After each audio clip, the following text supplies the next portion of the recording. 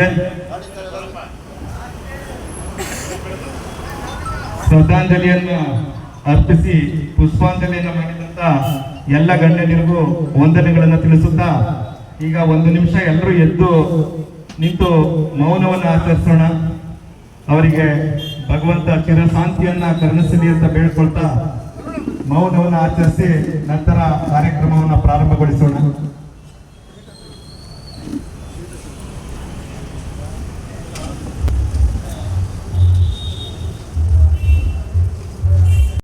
ಶಾಂತಿ ಶಾಂತಿ.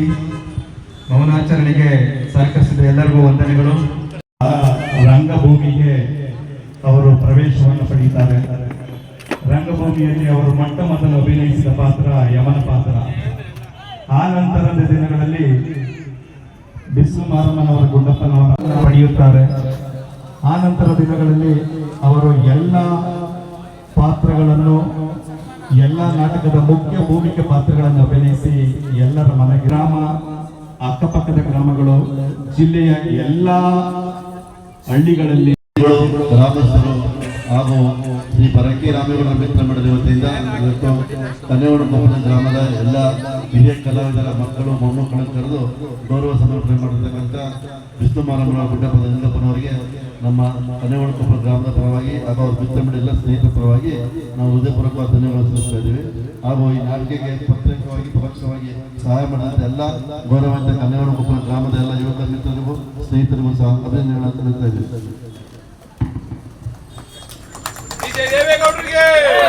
ಹಿರಿಯ ನಟ ಕಲಾವಿದರ ಆದಂಥ ನಮ್ಮ ಬಿಸ್ತುಮಾನ ಗುಡ್ಡಪ್ಪನವರ ದೇವೇಗೌಡರ ಶಿಷ್ಯರಂಥ ದೇವೇಗೌಡರು ಮರಣ ಹೊಂದಂಥ ಇವತ್ತಿನ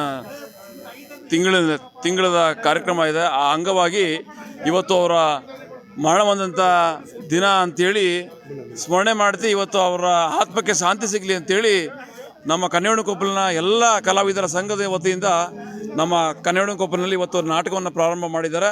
ಅವರ ಆತ್ಮಕ್ಕೆ ಶಾಂತಿ ಸಿಗಲಿ ಅಂತೇಳಿ ನಮ್ಮ ಕನ್ನೇವಣಕೊಪ್ಪಲಿನ ಎಲ್ಲ ಗ್ರಾಮಸ್ಥರು, ಎಲ್ಲ ಹಿರಿಯ ಮುಖಂಡರುಗಳು ಎಲ್ಲ ಸೇರಿ ಇವತ್ತು ಅವರ ಆತ್ಮಕ್ಕೆ ಶಾಂತಿ ಕೋರಬೇಕು ಅಂತೇಳಿ ಇವತ್ತು ನಾವು ಪ್ರಾರ್ಥನೆ ಮಾಡ್ತಾ ಇದ್ದೀವಿ.